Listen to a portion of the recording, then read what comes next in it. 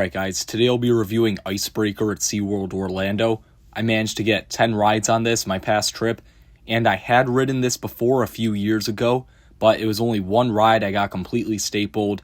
I was annoyed with some other stuff, so this is basically a new credit for me. I really didn't have any sort of real experience with it before, but now I can definitely confirm that this is truly a world-class ride, and I'll explain why in this review. We're going to start off with the presentation, and much like a lot of coasters at SeaWorld, this is definitely more stylized than themed. There's definitely some here that are very well themed like Manta, but this one you just walk up to it, has some nice colors.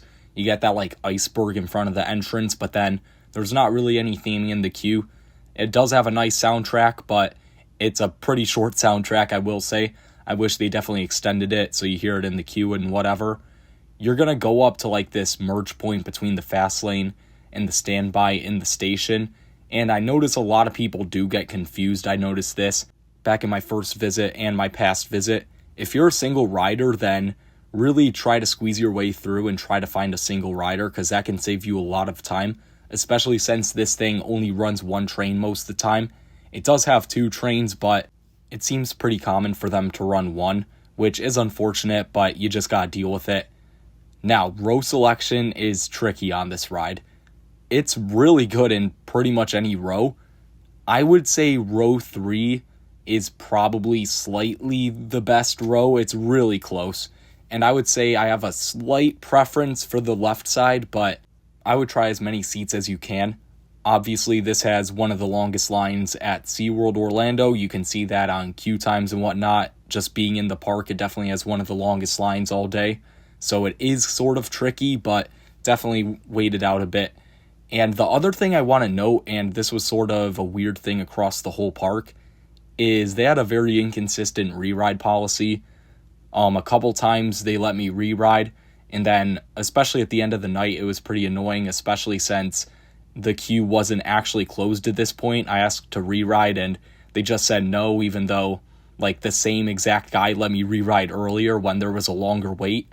Like, even though there were single riders, like, I just couldn't, even though I could earlier in the day. I don't get what was going on, if he was told something by a supervisor or whatever. I don't really know what was going on, but that was definitely weird, and there were definitely some inconsistent re-ride policies across the whole park, so maybe you'll get lucky, maybe you'll get unlucky, who knows. But the good news is, once you sit down in these trains, they are, of course, the classic Premier Ride Skyrocket trains. And yes, they're sort of tricky to get in and out of, but once you're in them, they are some of, if not the best launch coaster trains in the industry. Yes, these restraints can come down on you during the ride, but they're also extremely easy to hold up during the ride, so I don't really care, because it's really easy just to hold them up so they don't staple you. And the ops do let you get room on this ride, so that is fantastic. At least from my experience, they did. I'll also say you get a little less leg room in row 3, row 6, and row 9, but that's not too big of a deal for me. But if you do have like really long legs, definitely be aware of that.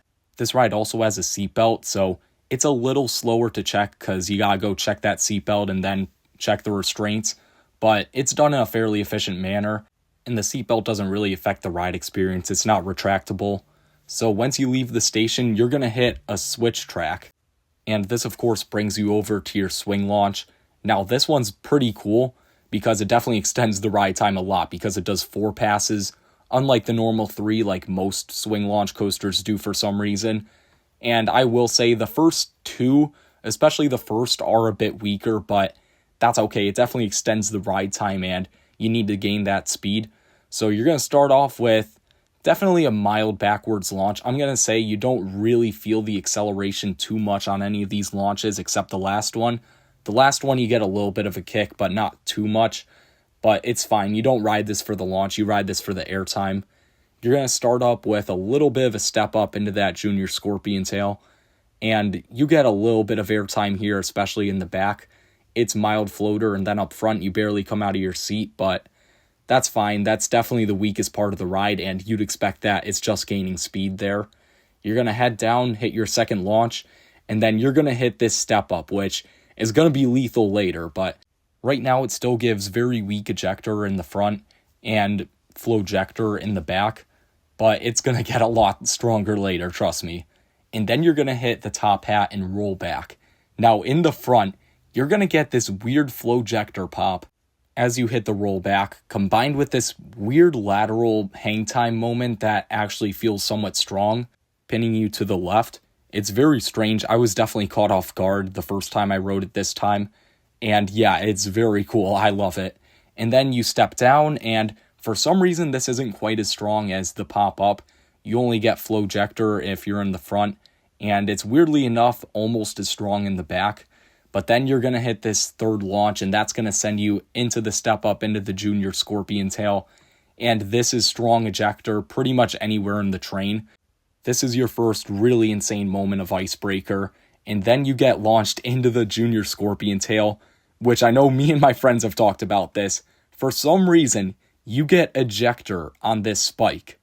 It is baffling. It's really weird. It's very weak ejector, but still, it's so strange how it happens. You, stay in your seat, and then when you start falling back down, you sort of violently get chucked up. It's very strange. I love it, though. It's definitely one of the best spikes out there, if not the best, just for that. It's really strange. In the front, you're going to get some floater there, too, but definitely nothing like the back, but, it got the advantage on the top hat, so you can't really complain. I'm not sure which one I like better. I think probably the front row, rollback moment slightly better, just because you get that lateral moment, but the Junior Scorpion Tail slightly stronger. And then you're going to step down, you're going to get mild ejector towards the back, and moderate floater towards the front. And then you're going to hit the final launch. Again, this gives decent kick to it, but not super strong kick, but it doesn't matter, because what follows next is absolutely one of the most berserk sequences on any coaster, period. And it all starts with this absolutely lethal step up. Even if you're in the back, you are going to get one of the strongest moments of airtime you've just ever felt, period. It's definitely stronger than any other airtime moment in Florida. It's probably even stronger than any airtime moment on Maverick or something, including the first drop.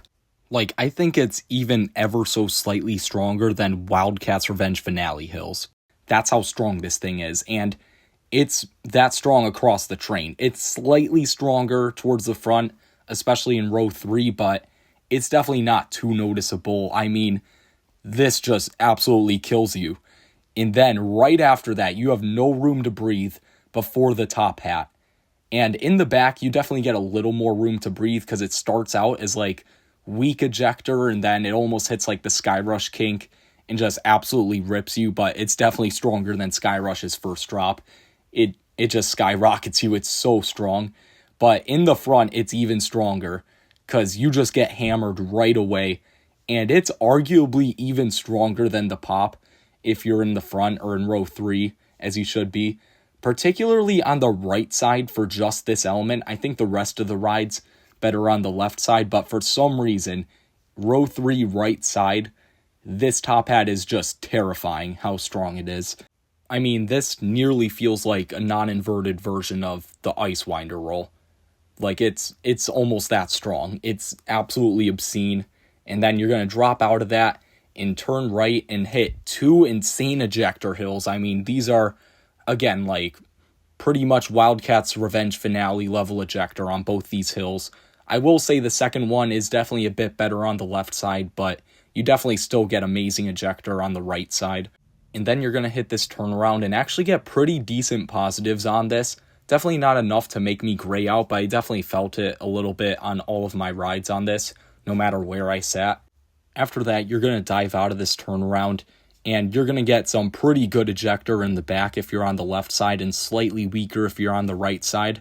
In the front, you just get flowjector, really, but it's fine. It's a really good element still, and you got another element to make up for it later that gives you an advantage over the back. Now, after that, you're going to hit a wave turn, and it's really just flowjector to weak ejector if you're on the right side, no matter where you are on the train. This element pretty much hits the same anywhere on the train, but on the left side, it's definitely a bit stronger there. It's definitely ejector. And of course, you get launched diagonally on this, which is good. After that, you're going to turn into the weakest part of the main layout, which is this little turn here. You don't get any airtime on the right side, and you still barely get any airtime on the left side. You get a tiny sliver of laterals throwing you to the left, or not really throwing you. It's very weak in strength. But I will say at least it keeps the speed. It's not like it completely loses all speed and makes it feel like it has sluggish pacing. No, this ride has incredible pacing. It feels like it's hauling the whole time. And then after this, you hit 2 more extremely violent ejector hills. The first one hits pretty much equally as strong no matter where you sit. This is more like this would still be an elite airtime moment on a good RMC, like level hills. Like, I don't know, this is just extremely strong. And then the second one is the pop into the brakes. This is another truly elite ejector moment if you're in the front. And if you're in the back, it's still going to be ejector, but it's definitely going to be a little neutered by the trims. But that's still fine. You're still going to get an incredible ride out of that in the back. And that's going to be your ride on Icebreaker. Of course, this ride definitely, one last thing I gotta say is this ride is pretty much butter smooth, so don't worry about that if you're worried about roughness. Yeah, this ride is just criminally underrated. It is probably the 4th best coaster I've ridden for just pure airtime strength. I think only Air Force One, Alpenfury, and Wildcats Revenge beats it in that category. So this thing beats out rides like Iron Gwazi and Maverick in terms of just pure airtime strength, which is just stupid to think about, like how strong this airtime is and how little people actually talk about this ride. I think just because they assume it's a family thrill coaster, I think that just gets in their head and they like almost pre-order where it's going to rank in their rankings. I don't know, it's a real shame. And no, this ride's not just like 1 or 2 elite elements like some people argue. No, this ride has 10 really, really good elements, including probably 4 of the best elements on the planet with that main sequence. So for Icebreaker's final score, I'm going to give it a 9.75 out of 10. I just can't give it a perfect 10 because of that first pass through on the swing launch and that other turn towards the end of the ride. They're just too weak to like really give it a 10 out of 10, but it's almost a perfect coaster. It really is. It's just so violent and relentless for the majority of the ride. And that's why it's a top 10 coaster for me. There's just very, very few things on the planet that can compare to the airtime strength of this ride. So that is my review on Icebreaker at SeaWorld Orlando. Let me know what you guys think of this ride down in the comments below. Make sure to like and subscribe, and I'll see you guys next time.